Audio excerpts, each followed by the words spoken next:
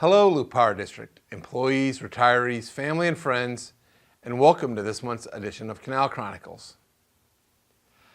I first want to start out by talking about the two storms that affected the district in March. The first one, which occurred on March 4th and 5th, had very strong winds associated with it and affected our Albion division and our Fullerton division in quite a dramatic way. We had a number of poles that were snapped. And of course, when you get 40 and 50 mile an hour winds with 60 mile an hour gusts, that's going to happen, even though we had very little snow with that one. And then of course, I also want to talk about the one that occurred last Wednesday on March 19th. That one also had 40 to 50 mile an hour winds with 60 mile an hour gusts, but accompanied a lot more snow, which caused things to snap, ice and snow to accumulate on our power lines, and really affected our Columbus area more than it did the outer areas. In both of these cases, we were able to restore power to most of our customers in a very short period of time, generally had them on by the end of the day that the event occurred. And I really want to take time to thank all of our linemen, our meter maintenance department, our hydro department, especially our canal and headworks crews that were out helping our linemen move around in that, and all Loop employees that were involved in the restoration efforts that occurred on those days. When weather's bad, we have a tendency to rise to the occasion, and although we were not as affected as much as some of our neighbor utilities were, we were able to get everybody back online in a fairly quick time, and then as time allowed, help out other utilities get their restorations back in order. These storms affected a wide swath of areas in the state of Nebraska, and many different utilities were affected each time something like this occurred. In the storm that occurred last Wednesday, I know OPPD and Norris Public Power District suffered extensive damage to their system and still today have people without power, which is almost a week. Fortunately, we were not in that situation, and we had material on hand to get everybody back online. So again, thanks go out to all of those that worked in the horrendous weather conditions, the wind, the snow, and got everybody back online. And thanks to all of you for doing that. At the board meeting today, Bob Barron from the firm Dana F. Cole and Company was here to present our 2024 audit. Last Tuesday, March 18th, Bob presented the audit to our Finance and Budget Committee and spent a good half an hour to 45 minutes going through the budget page by page, explaining what was in the budget to our Finance and Budget Committee.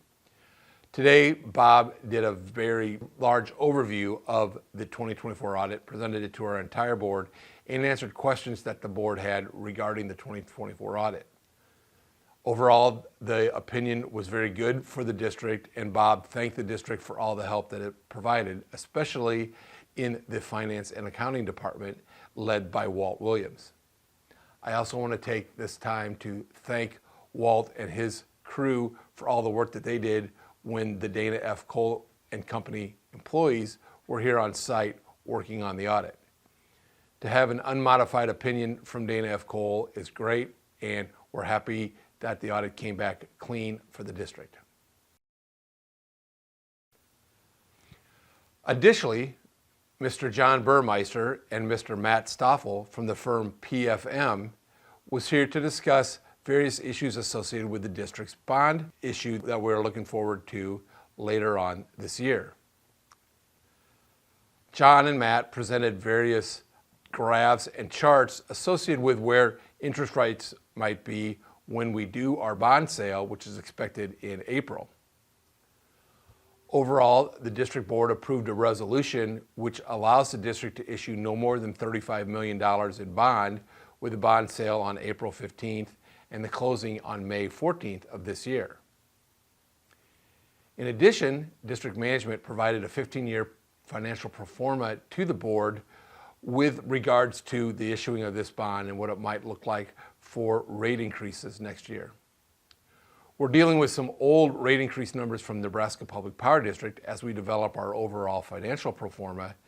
So as we get updated numbers from NPPD, we'll have a better idea on where rate increases might go in the future on the retail side of things.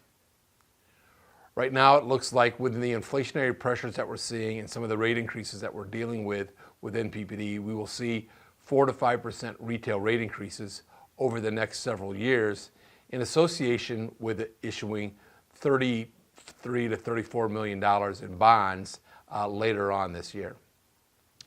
More detail on that will come in April after we receive the bond offers from various entities and present those to the board for approval. With regard to water issues, there hasn't been much ongoing at the district during the past month. Things have been pretty quiet as we wait for the Federal Energy Regulatory Commission to rule on our non-capacity license amendment, and we move forward with filing all of our year-end reports at the end of February of this year. I do want to report that the district assisted the Platte County Emergency Management Agency with regard to some of the low-level flooding that occurred in early March along the Loop Rivers south of Columbus. Within our license, we're restricted to take only 2,000 cubic feet per second of water beginning March 1 into the canal. Because of some of the flooding that occurred south of town, we managed to take almost 2,300 cubic feet a second per water for a couple of days to help alleviate the water that was coming down the Loop River and was affecting the low-level flooding associated with the ice jams that occurred in the Loop River. It's one of the things we're able to do when we can, and we did, although we violated the conditions of our license, this was an emergency condition that we felt was necessary to alleviate further flooding in the South Columbus area. Additionally, nothing else is going on really with regard to water. We will be starting the overflow project construction in April of this year with completion by August of this year, and our contractor is beginning to mobilize on site as he prepares for construction. More detail and pictures of that will be coming, so pay attention to our website, loup.com. District management continues to work with Nebraska Public Power District on wholesale power contract negotiations. As I've mentioned previously, NPPD is hoping to have wholesale contracts in place by mid-year, with signing of those by all wholesale customers by the end of 2025. These new wholesale power contracts are necessary to help meet the large loads that NPPD is looking at in their service area, and then to help meet with financing of the new generation that NPPD is planning to help meet these large loads. There's a lot of moving parts, and the district has been involved in all the negotiations, including with a small contract group and then an even smaller group to look at the delicacies of the various issues at hand. We continue to have discussions with the board so that the board will be ready when NPPD issues a final contract, and all of the conditions that NPPD is looking at and that the board is concerned about and the answers to those questions can be moved forward so that a contract can be signed.